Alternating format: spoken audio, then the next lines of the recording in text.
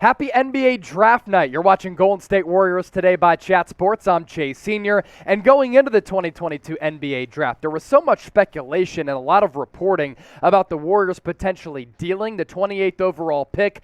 As of now, they held on to that selection, and with it, they drafted a very intriguing prospect in Patrick Baldwin Jr. out of Milwaukee. Now, he is a former five-star recruit coming out of high school who didn't go to some of the big-name colleges across the nation, but he was certainly recruited by some of those big-time schools. You're probably watching right now, asking, well, at 6'10", 231 pounds with an unblockable shot and so much ability, why didn't he go to a premier institution? Elected to play for his father at Milwaukee, and given the level of competition, a lot of people didn't really realize how good this guy was, the potential that he has, but also he had a really tough freshman season, but still elected to go to the NBA draft and be a one-and-done player. Injury issues and a COVID-shortened season for him impacted his ability to really live up to the expectations that were put forward on him coming out of the high school ranks. You look at the numbers here, 12 points per game, little less than 6 rebounds, an assist and a half per night, little less than a steal. His shooting percentages are certainly a concern, but this is a classic Warriors selection because they look at the potential and the ability and the raw skills that Patrick Baldwin possesses, and they say to themselves, okay, Bob Myers, Steve Kerr, Draymond Green, Klay Thompson, Steph Curry, all the other players on this team, let's get a really talented player who may not have lived up to those lofty expectations in college, but we know, we put him in our player development program, we put him in our culture, we can extract the best out of him, and we can maximize his talents. Now, you take a look at his scouting report here.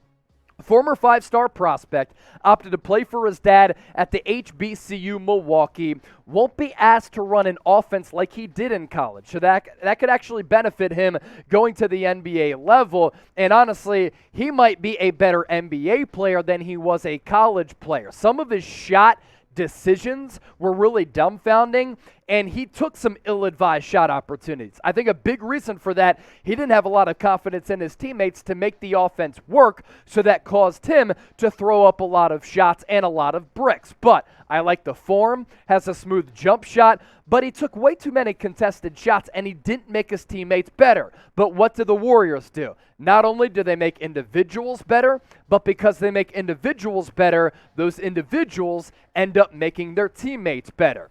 Before we continue to break down the selection of Patrick Baldwin Jr., just want to thank everybody for tuning in worldwide. Make sure you subscribe to the channel, but I want you to grade the pick of Patrick Baldwin Jr. for me, A, B, C, D, or F. Let me know in the comment section right now. Now, when I continue to scout Patrick Baldwin Jr., he can be a mismatch nightmare with his size, scoring ability. The results weren't necessarily there, but at his size, at 6'9", 231 pounds, a very good ball handler, does have that smooth shooting stroke. The argument in favor of him is that his NBA role will not resemble what he was asked to do in college. So again, I think to start his career, he can be a good 3-and-D role player, and maybe he can pop back and forth between the NBA level and the G League level. He might remind you of a former Warrior in Harrison Barnes, although a little bit higher on Harrison Barnes coming out of UNC than I was on Patrick Baldwin Jr. coming out of Milwaukee. The minuses. He was a ball stopper who just took really bad shots, and I didn't like the decision-making there. A lot of those shots were contested and early in the shot clock. I like the aggressiveness, but you got to temper it to a certain degree. Also doesn't have the best first step. That's why he might figure best to be a 3-and-D guy at the NBA level. Now, this is why you subscribe to Golden State Warriors Today.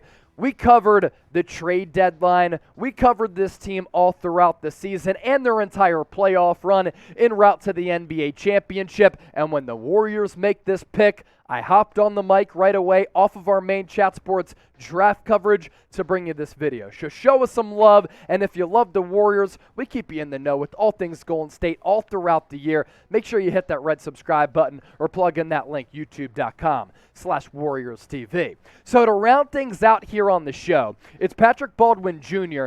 to the Warriors, round 128. And when we look forward for the Warriors, they still have a couple of second-round picks. They didn't end up trading this one as of now. Will they look to trade some of those second-round selections? We'll see.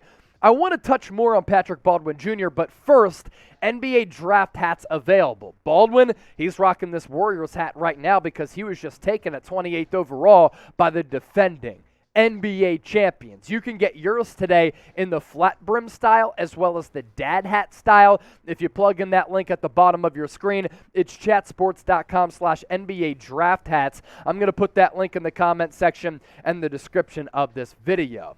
As for Baldwin, this coming from Sam Vecini, who really does a great job of scouting some of these prospects. He said this: if I believed in Baldwin at all defensively, I would have a first-round grade on him. I buy the shot that much, and I think he has a chance to be one of the league's best shooters due to his rhythm, balance, release, and high release point. But I just don't think he's going to be able to guard anyone, especially in the wide-open spaces that the NBA provides. There's also this. Suffered some injuries. Left ankle injury that caused him to miss part of his senior year. That's continued to hamper him. And as I said, COVID did affect him last year. Not that you can do anything about that, but it's the ankle injury that has lingered from high school to college that is a little bit of a concern. But just like I said, the Warriors player development program is fantastic. Their training staff is also really good. You look at some of the injuries that have happened on this roster over time, players do bounce back very, very quickly.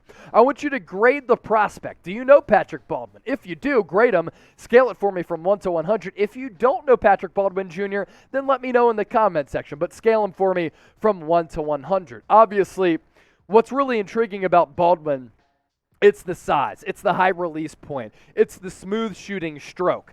His shooting split's somewhat troublesome. 26.5% from beyond the arc on nearly 64 attempts from three-point range. But the pull-up dribble game is impressive. The high release point will allow him to maybe be, at worst-case scenario, a Nick Batum. I think Batum is a little bit better defensively with some of his switches, but the body type is somewhat similar. So when I do grade the pick of Patrick Baldwin Jr., I'm going to go ahead and give this a B+.